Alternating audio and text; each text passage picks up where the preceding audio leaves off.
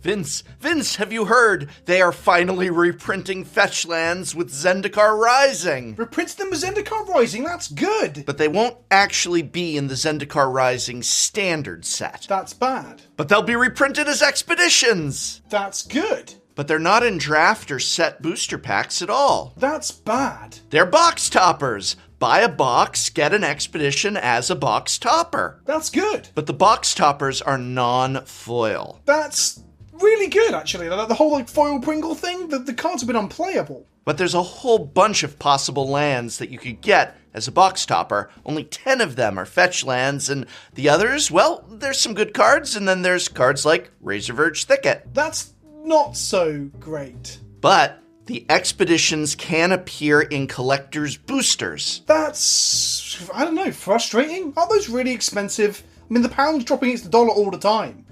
Aren't they double the cost of Double Masters? Are they even getting released in Europe? But you are guaranteed to get 2 in every... In every pack? That's great. That's amazing. I literally cannot believe it. Every box. Every collector booster box? Guaranteed 2 per box. 2, yes. But there's an additional chance that you might get one inside a collector's booster pack. Small chance. That's... Oh. Can we just go back to talking about the box toppers? Or Double Masters? That was only a week ago. Can we go back to talking about that? Also, the enemy Fetchlands are getting reprinted at Rare in an upcoming set in booster packs with no weird conditions. That's amazing. That's everything I've ever dreamed of. The set they'll be in is Modern Horizons 2. It'll be premium priced and won't be out for another year. That's so Wizards of the Coast.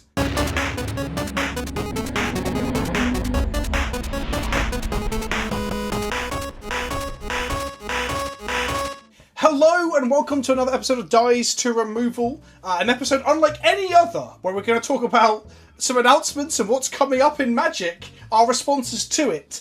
If you don't know, there was a reveal event for Zendikar Rising in which we were bombarded with pretty much as much information as we could. It reminded me of Gamescom or E3, where you get loads of info, loads of different games and intellectual properties, but usually you can pick out what you need. But in the case of Magic, everything was, well, I guess for me, depending on who you ask, and everything was aimed at me. Well, except for the shoes, perhaps. Yeah, I feel like that would be the only thing I was a little lackluster on, are these shoes, which apparently people other than us are happy about. So listen, I don't want to yuck anyone's yum.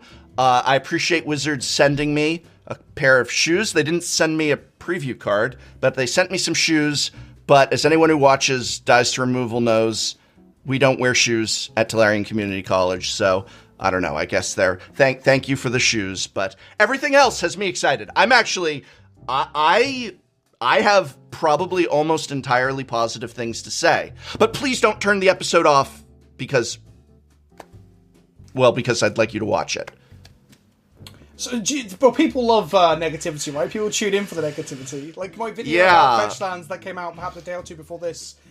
You have a YouTube channel? You made a video about Fetchlands? Oh, that's right. Just for clout, right? Yes, you did a clout chasing I was chasing video. The clout, but I was also talking about how a lot of the stuff that's happening right now is relatively positive. But people are also responding positively to it. So I don't think the whole axiom that people only respond to negativity is completely true. But I guess you've done experiments on your channel, right, with the positives and negatives videos, and you've seen it firsthand. Yeah, I do feel that maybe it's the YouTube algorithm, maybe it's just the public, where if they hear that, hey, the professor or Vince are happy about something, they don't really care why. They just get it's like, oh, on the thumbnail it says the professor's happy about this. I don't really care why, but if it says the professor's angry about this, they're curious to hear why, or I don't know what it is, but I have run experiments because I honestly do 50-50 content, positive and negative, when you really look at the years of content, and the positive stuff just sometimes seldom compares in terms of views to the negative. I don't want to get bogged down in it, but I definitely think it's the algorithm. For example, any video that you've had recently that didn't do too well, if you change some of the wording in the title to be unhappy, or do not do this, or shut up. Right. The algorithm definitely thinks people engage heavier with things that annoy them. I think so. There's been studies done on this, but that's a whole podcast topic, perhaps not for us, as we're probably. Let's not get off in that direction. Let's not get off in that direction, Vince. I want to talk about all of these amazing announcements. And for those watching at home, I'm going to be staying in the office till 2 a.m. tonight. Today is Wednesday, and we are talking on Wednesday, so we only have information that was revealed in the first day and a half, but this will be published Thursday morning, come hell or high water, and so this is up to date. You are hearing us with only half a day's missing information, and there was so much revealed. You compared it to E3, and I agree. You and I intentionally did not talk to each other about our opinions, because we're going to talk to each other about them now, and I'm really curious, because from my standpoint, I would grade this at like A- overall. But one of those negatives might be relating to Fetchlands. Let's start there, shall we? Okay. Fetchland reprint info has been revealed. They are being reprinted, for those of you who may have missed it, as box toppers. Buy a box of draft or collector boosters or set boosters, and you get an expedition-style land. In the collector boosters, there are 2.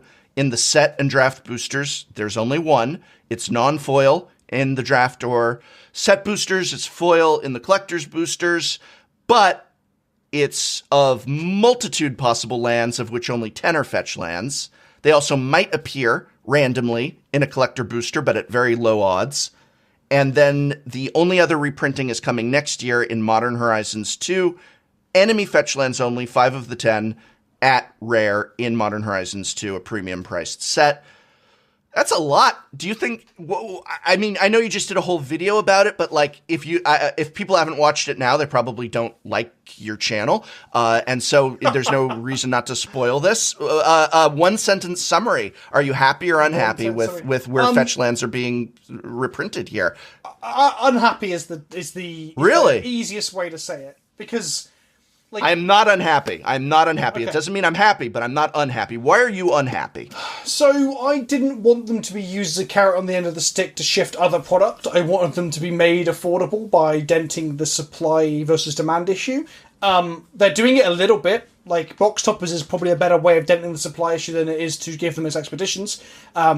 There's some math to be done there, which we can talk about, I guess, real quickly, is that every booster box that comes out will literally have a box topper inside it. Every collector booster will have 2.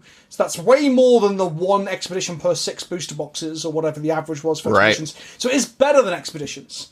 And also, even from a just not just the supply issue on the whole, but from a individual perspective, I also think that box toppers being guaranteed is a lot better than the gamble and the attempts to find expeditions. I think the positives outweigh the negatives.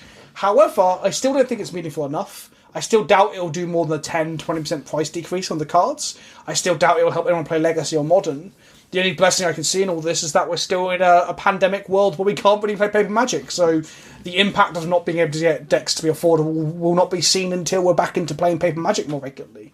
So yeah, it's not actually meaningfully hitting the supply issue. Although I guess we should add it here. It is hitting but that's not fair, because it is hitting the supply issue. That there's going to be a influx of availability. It might not be hitting it enough, but this is not the equivalent of just an empty kind of like, oh, they're getting this like a judge foil, where that doesn't really affect. Yeah, of course, those are literally zero impact whatsoever.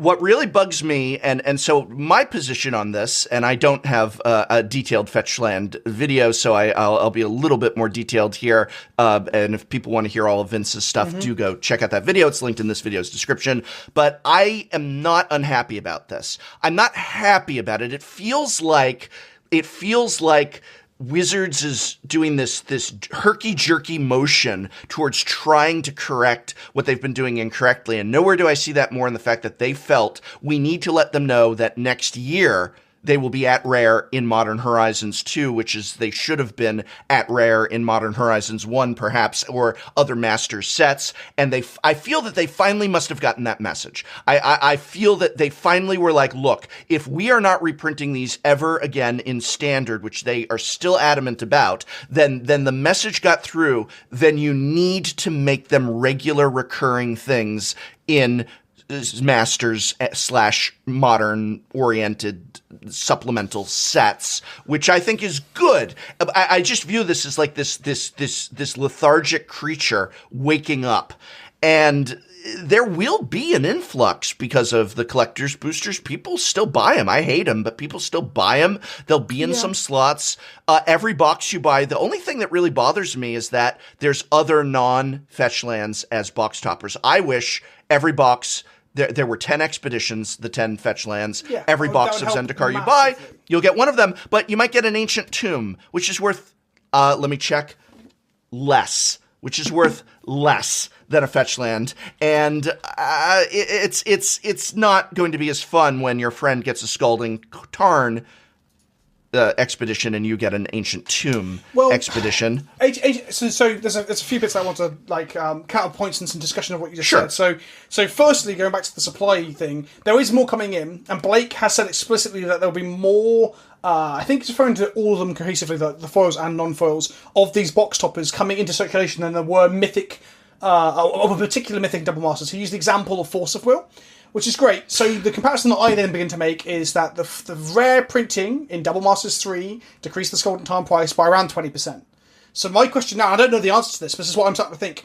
Will this give us more copies than or less copies than the rare slot printing in Modern Masters 3? Because it's hard to say, because Modern Masters 3 was a limited release set, right? So it's very difficult. If it's more than that, then do you know what? I will change my stance from being unhappy to actually, that's pretty reasonable. If it's less than, we'll never know, because if it is less than, Wizards just won't say, right?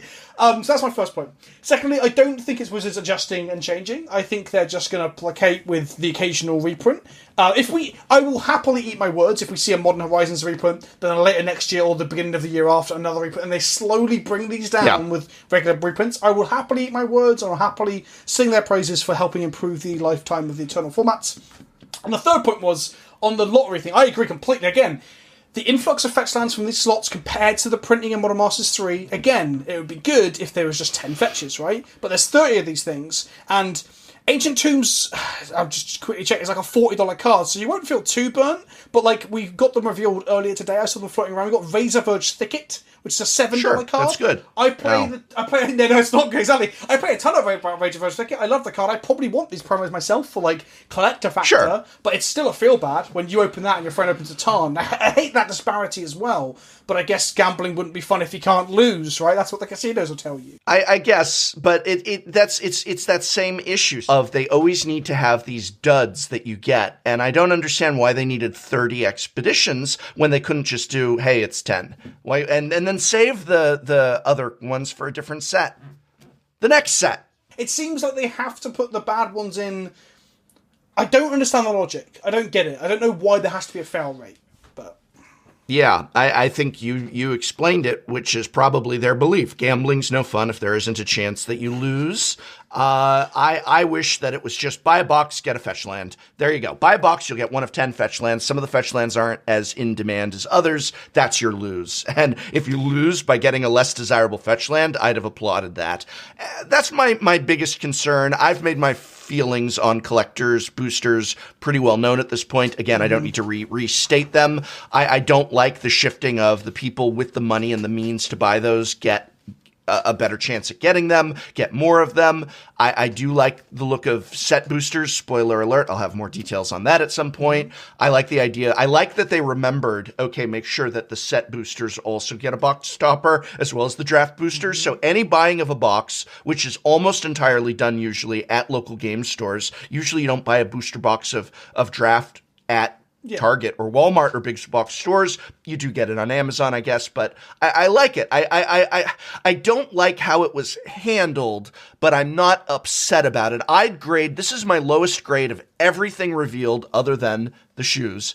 But of everything else revealed, this is the lowest excitement from me, and I still give it a C. This is where, because I'd give an A- to everything that we saw yesterday revealed, and this is the minus. This is what comes from it's okay. It's satisfactory. I look at they've turned in the essay titled "How We Are Reprinting Fetchlands." I've graded and I'm like, all right, this is satisfactory. It's not what I would have liked, but you can do better, Wizards. But it passes. To me, it passes. It's interesting how we have different perspectives on, because when you said happy or unhappy, I saw that as a binary. I can't be in between. I'm one or the other. Well, you've said you're more You're on a fence. You never graded essays for a living. Hey, I'm a failed teacher. That's probably why I failed, right? But like, yeah, I'm like, if I'm not happy, then I must be unhappy. And I think I would give it a lower grade than that. I think I would give it a D because I don't think it's satisfactory. The other thing you mentioned is interesting. You said about at least they didn't forget the set boosters. Here's a thought, right? They can't forget the set boosters because the current product range, they need to prove that it can sell. They want to say to the executives, the shareholders, and the people above them, the people who design these products, that these products are successful and we've designed the correct ways to boost fun. The thing is, they do a crutch for that, right? If they put Fetchlands in the boxes, they're all going to sell, because everyone wants them. You and I are part of that as well. We're the ones saying, reprint Fetchlands, Fetchlands are exciting, Fetchlands are needed. That will sell these boxes regardless of whether or not set boosters are a good product. Personally, I like them. And same with collector boosters. Personally, I don't like them. But they will sell anyway, because of fetches. So they were never going to forget, because it makes sure that all three product ranges, or product types, sell by the bucket load this time round, which is then a proof of concept, so people saying, look, we've done the right thing, we've succeeded. Well, I have some very interesting information. I forget if I told you this in one of our just casual conversations, but it looks as though, in speaking with game stores, distributors, things like that, that set boosters are outselling draft boosters in terms of what stores are ordering and what pre-sales are indicating. 5-1. Literally, that does 5 not to surprise 1. me. Like, no one's drafting. Well, we are in now. quarantine. Yeah, and we also, are in quarantine. beyond that, like, more people crack packs than they do draft. Right? The draft booster will be gone soon. Like, there'll be a point where they might be a limited run thing they do for like sealed events and pre-releases or GPs or whatever if they ever exist again. And set booster will be the default. Hence, it's called the set booster. I don't know if that's clever enough for them to think further ahead. But because think about it, like, if I'm going to get a box of boosters to crack on my desk, why do I not crack the one that has a random chance of getting me a food chain in it, as we'll come to in a moment as well. Oh, of course. And also all the extra cool stuff that's in it. Like, set boosters are a cool product. I just kind of wish they were 15 cards so that you could draft with them if you were feeling a bit fancy, and I could stick them in my Chaos Draft pile to have them for Chaos Draft. But that's just because I like mix matching my Magic, I guess. But of course they're outselling. That surprises you. Haven't told me that, but that does not surprise me in the slightest. Yeah, 5-1. I probably wouldn't have guessed that number. That's pretty high. Yeah, I think we're witnessing the sun setting on draft, which used to be the lifeblood of Magic, and I'm really, I don't know how to feel about it because I was never personally a big drafter, but I appreciated that was the center of the game and its products, and I enjoy Commander more, and now Commander is turning into the center, but there's some other shifts going on as well. I don't want to dwell on this though. That's a whole other episode, the decline of draft. What is the next thing that was revealed? So we've got the list of I don't know if it's all the mechanics, but we know that Kicker is there, because we got shown Jace last week. We know that Landfall is there, because my boy, Lotus Cobra, is back, with some incredible alternate promos as well. The art on those things was incredible. And then we got the most exciting of the three, I think, in terms of new stuff, is that we've been given Party as a mechanic, which I really like. For those of you who haven't seen, Party is a mechanic where you're rewarded for having a party of characters or heroes on the battlefield or doing your adventure with you, and you're rewarded for having one wizard, one rogue, one cleric, and one warrior. It's literally, they say in the announcement, a homage to Dungeons & Dragons, which is a love it. Great bit of foreshadowing for the fact that we have a D&D set coming out in the middle of next year as well, which I'm saying right now, it's not hard prediction, is it? But I think Party might return for the D&D set, Brian. I'd say that's low-hanging fruit, Vince. I'd say that's some very low-hanging prediction fruit. I'm so excited they're finally doing this type of a D&D crossover. We've seen it in terms of the D&D books that are set on a Magic the Gathering plane, but I'm so glad to get the other direction, an entire set themed around Forgotten Realms. I mean, I agree with our friend Shivam that Dragonlance is my I've got the Dragonlance books right back there. I love Dragonlance, but yeah, Forgotten Realms, awesome as well. I love it too. I don't have any Forgotten Realms books. That wasn't my jam. Dragonlance was my jam, but D&D, and I'm so excited. It's such hype. Such hype on my part. I love this idea of making a party. I love that there's no planeswalkers involved in it. Thank you. I love that they weren't your party is a wizard and a warrior and a planeswalker. It's just, leave me alone. I thought you were saying no planeswalkers on the D&D set, and that got me excited. I was like, no. I'm sure there'll be a planeswalker in the set. I just mean the party mechanic. Yeah, the party mechanic does not involve planeswalkers. Thank you.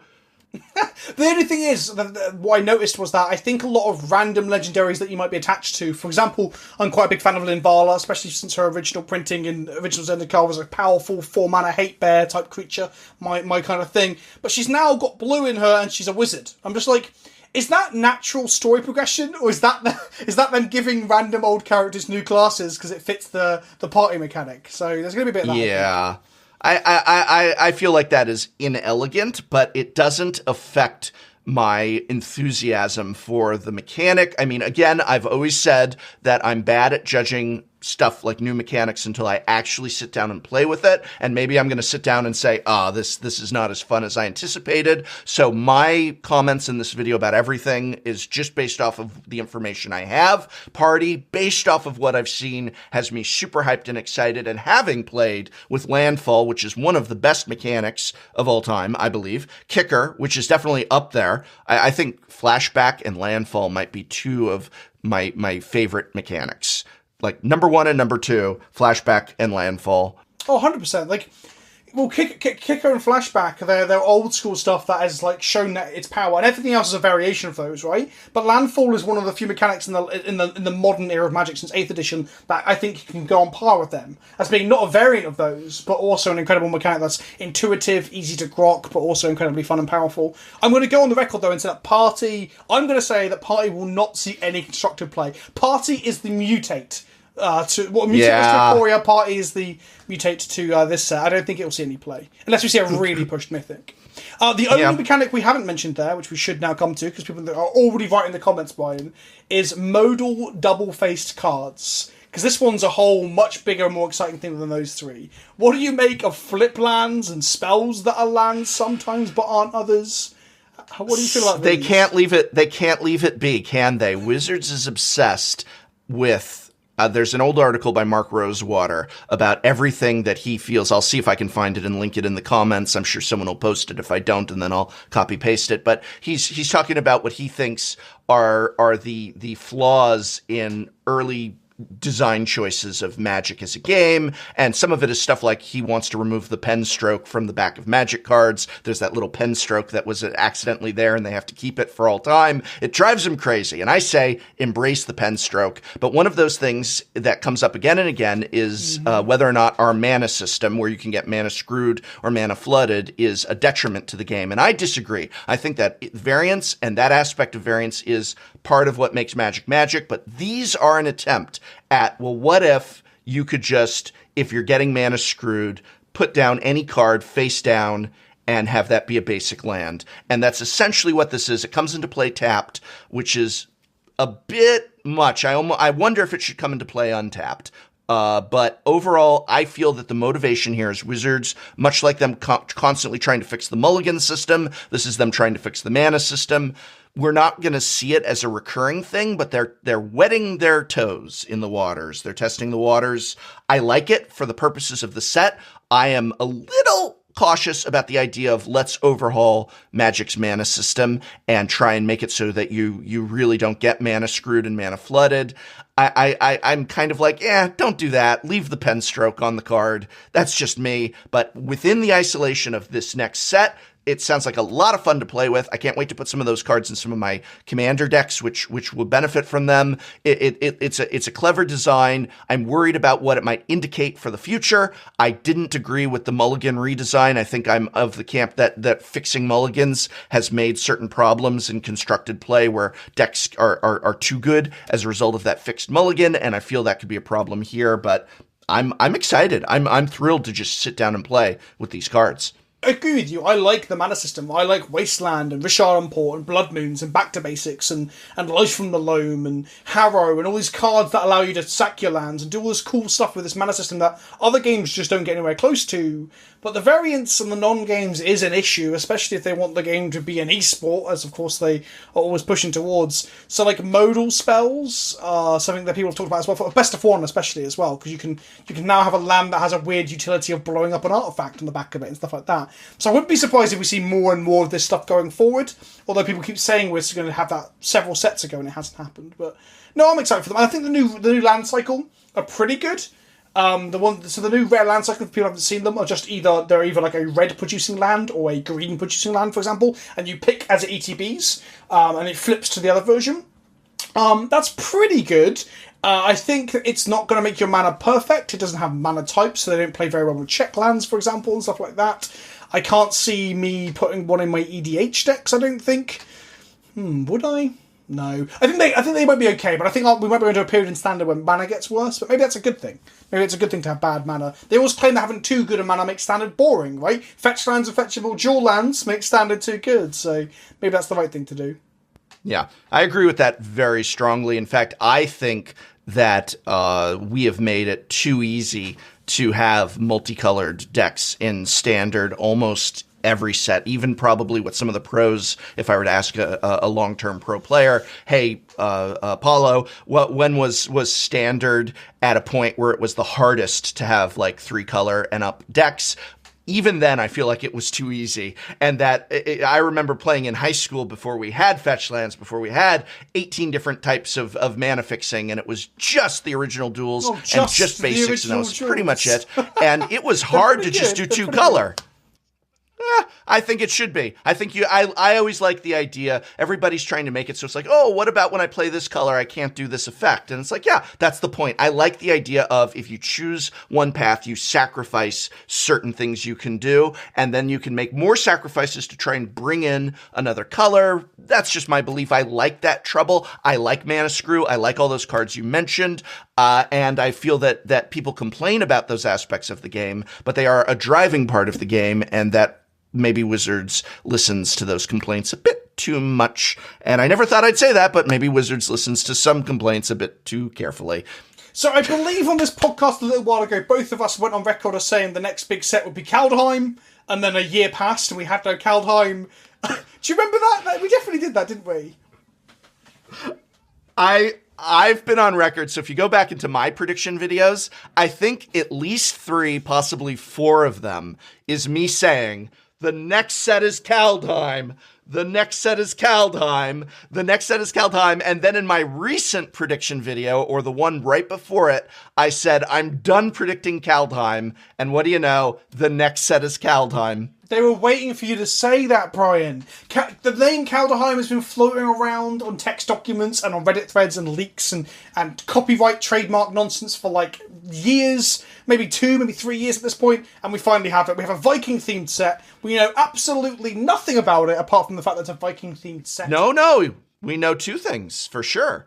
Oh, what do we know? Well, okay, not officially stated, but double-sided axes. That was referenced. So we know there will be characters with double-sided axes. For the double-sided axes fans of you, if you are a double-sided axe fan, please comment down below about how much you were into double-sided axes. What was the other thing, Brian? Let me ask you a question. Ugh. Do you not set you up for that? Yeah.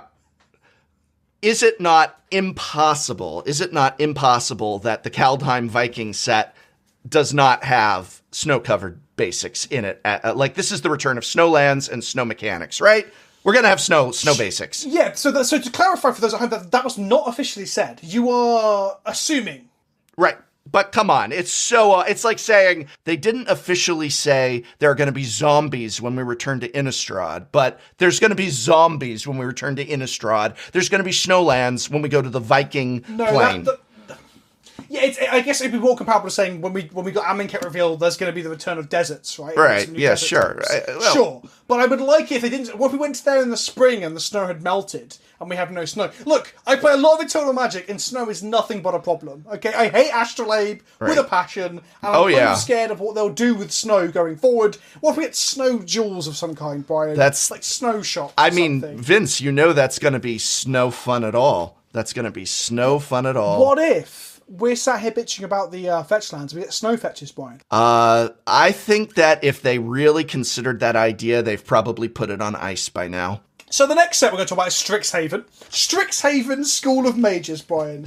As a teacher, how do you feel about this? All we have right now is the title and a basic premise. They think they're so hot just because they're accredited and their cafeteria doesn't have chronic flooding. You know, ooh, we're STRIXHAVEN. Ooh. You know, we don't have a rat infestation. I mean, come on.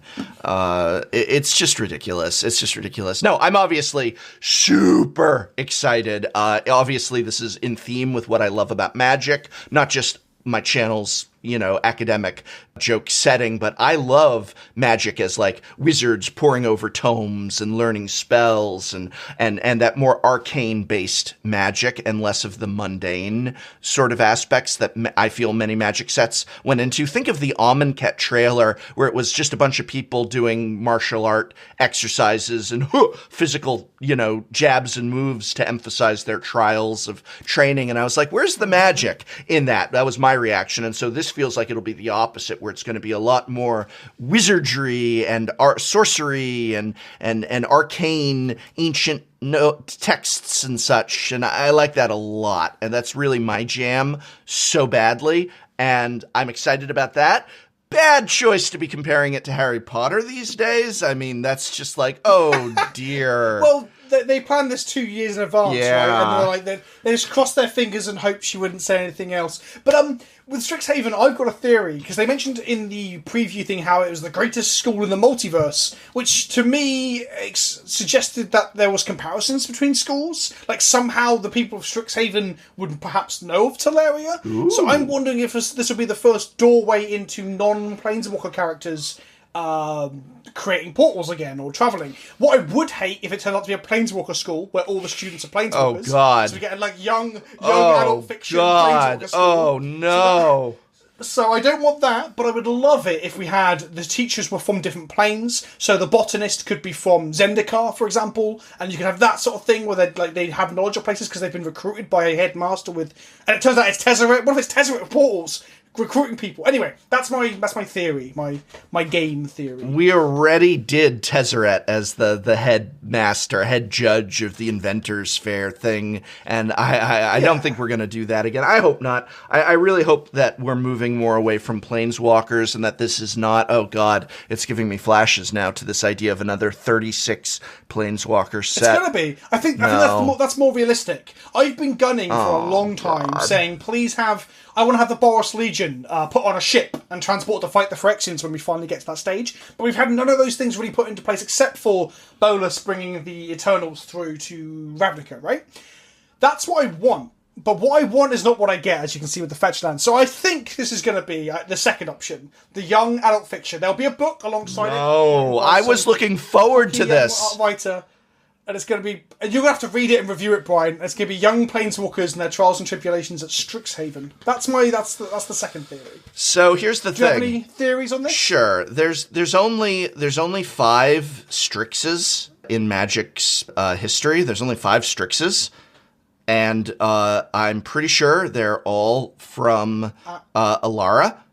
Because the first Strix was Tide Hollow Strix. That was the very first Strix. Mm-hmm. And then, oh no, I'm sorry. There was a Sky Theater Strix on Ravnica. And then beyond that, Strixes have just appeared in supplemental products like Parasitic Strix, and Baleful Strix originally was just in a Commander product.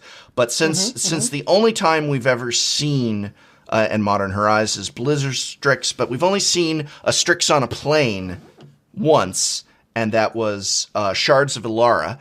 We haven't heard about Alara in a long time.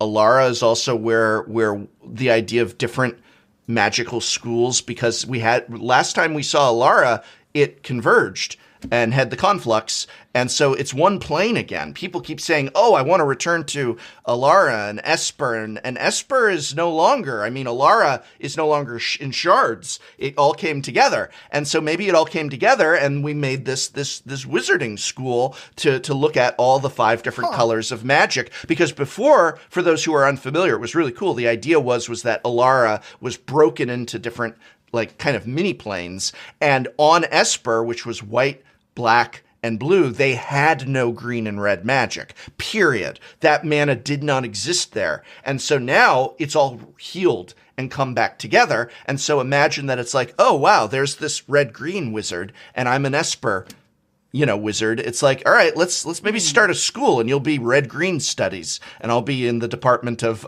Esper control studies. I think it's going to be set on Alara. I'm predicting that here.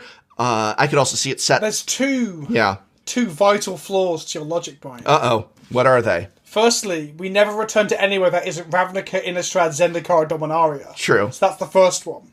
And then the second one is that you're being too smart, Brian. Strixes are owls. Yep. Havens are homes. It's owl home. It's literally Harry Potter. There's going to be a planeswalker with an owl in a cage. Oh, God. No. I hadn't realised the link until you said it. Strixes are owls. Do Strixhaven wizards just poop themselves and then make it magically disappear?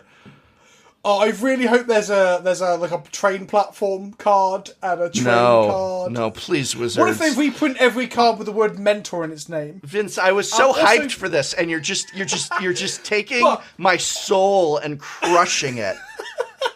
Don't forget that Kazmina from War of the Spark was a mentor as well. Heading back to the mentor. Oh, yeah, I liked her character. I liked her character. So maybe, on the topic of crossovers, Brian, so we've got the Harry Potter crossover out of the way. We've got the God of War crossover out of the way.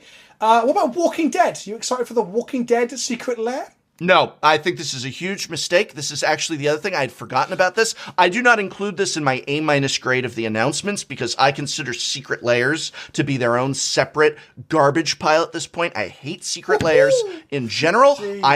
I am compelled in my Is It Worth It reviews to say, yes, they're giving us a very good deal on most of these secret layers, but that doesn't mean I personally like the damn thing. I'm just being an objective evaluator, and I'm going to go so far as to say I really hate secret layers in general. I hate everything behind them, and now that we're getting a Walking Dead secret layer, I don't like that I'm going to see this gory imagery. I think it's too far. It's out of line for Magic. It's breaking it. It's as bad to me as if they did Minions or something like that. It's gross. I didn't like the Godzilla stuff. No, I do not want Star Wars. Likely. I don't want a Star Wars secret layer.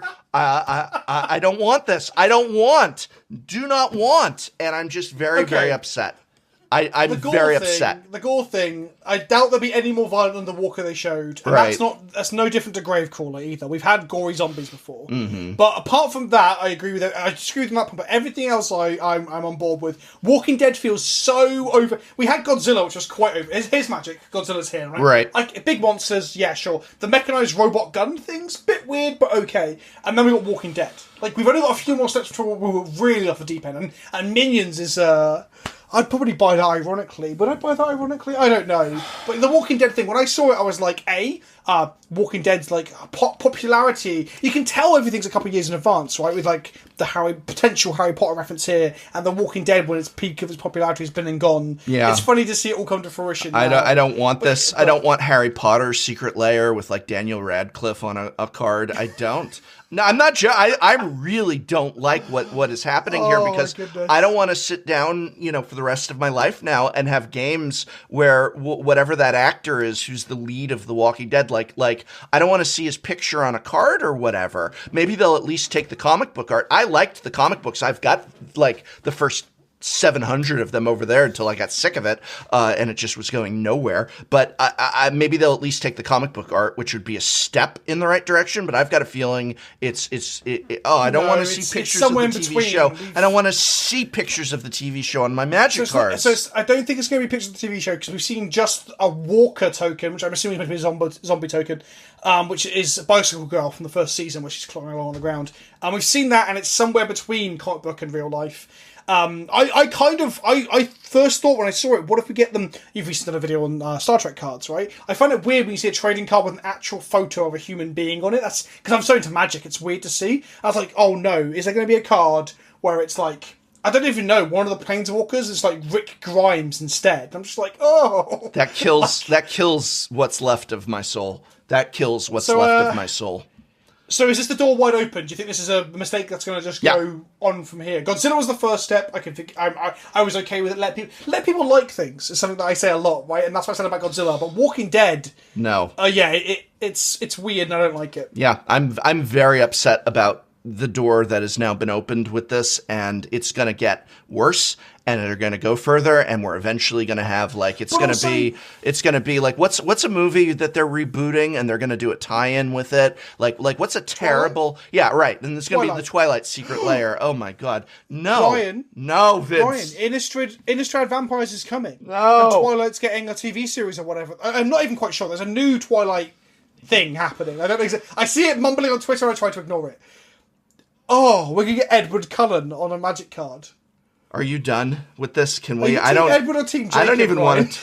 I don't know what that means, and I don't care to know. I don't know what that means, and I don't care to know. Are you done with this? I don't even want to talk about this. I'm the only. Okay. I don't. This is just so back to Magic then. Back to Magic. Dungeons and Dragons. The Gathering. There is a return that we are about to do. We're returning to Time Spiral, of all things, which is definitely something that only older, more entrenched Magic the Gathering fans are aware of. And also, it's going to lean heavy on nostalgia with the announcement that not only is this a remastered set, but it is going to include cards reprinted in the old frame. And that's really exciting for a lot of reasons. So there's two main components here. They have taken the entirety of Time Spiral block and remastered those sets, those multiple sets, into one singular set. So it's 100% reprints, but it's not just reprinting Time Spiral, it's taking Time Spiral, Future Sight, Planner Chaos, and taking select cards from them to create one singular set. And in addition to that, in each pack, there will be a pool, much like Mystery Boosters had that pool of foil cards that were not a part of the main set. There will be a pool of selected cards that will be printed in the original frame. Wow, talk about trying to make something to appeal to your older, crankier Magic players like myself.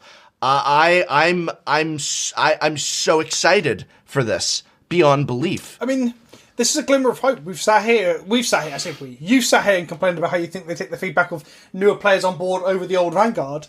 And now they're remastering Time Spiral? Yeah. A set that was infamously too complicated by Wizards' own admission. That's why they thought it didn't do as well as it could have done, because it's filled with nostalgia and throwbacks, but at the same time was too complicated for all the mechanics. And now they're remastering it for old players and giving us old pre-8th edition borders on post-8th edition cards. This fills me with hope. I am always saying how they don't care about the old game, the history of the game, and the eternal formats, and this kind of suggests that people at Wizards of the Coast still do care and can get these things through the suits. I love it. I absolutely love it. Time Spiral is one of the best. Time Spiral is the second best non-master set draft environment ever that I've played in. I love it, even though I'm only 21. I absolutely love it. And the old frame Chalice of the Voids and Path to Exiles. Oh, my heart skipped a beat when I saw it. And you're going to be able to get those in foil, and Gavin said that the foil ones will have the classic shooting star on them. Oh, that's so good. Yeah. So good. And the old frame for artifacts in foil and the white cards and green cards look amazing. Yeah. So Can't wait. might be some Birds of Paradise with the new art, but with the old 7th edition frame, which people know is very nice and stuff. Oh, there's a lot of possibilities here. What do you think? What do you think about just the idea of remastering old sets? We saw this online with Tempest remastered, and they said, why can't we do this in paper? And now we're doing it in paper. Are we going to see Innistrad remastered? Are we going to see Alara remastered? To you was what would your pick be for either your personal choice or what you predict they would do next? My obvious one is Innistrad, right? No. They just do Innistrad with a few cards from Dark Ascension thrown in. No. That's the obvious because Dark Ascension and Avacyn Restored weren't that great, and the draft got worse with those sets, and the best draft environment of all time is original Innistrad, so I would only want Innistrad remastered if Innistrad remastered was 100% just reprint Innistrad. I don't want them to take cards out for Dark Ascension. No, they do have to fine tune it a little bit because Visible Stalker, for example, was a thing that people did not enjoy playing against. There are slight changes they need to make. So I'm saying they do a handful of cards. Avacyn Restored was its own draft format. It wasn't even involved. It was its own big set, tall, go big thing. I guess. Okay, so Dark Ascension and original Innistrad, I'd be behind that. No Avacyn restored. Exactly. They take Gravecrawler out of Dark Ascension, and they take Sorin, and they replace those with like another problematic mythic, and they replace Invisible Stalker, and so on. Like a few tweaks. That's Innistrad. Yeah. That's going to be the next one. I prediction number 15 here. I'm because it's just such a name recognition set, and it's considered one of the greatest sets of all time.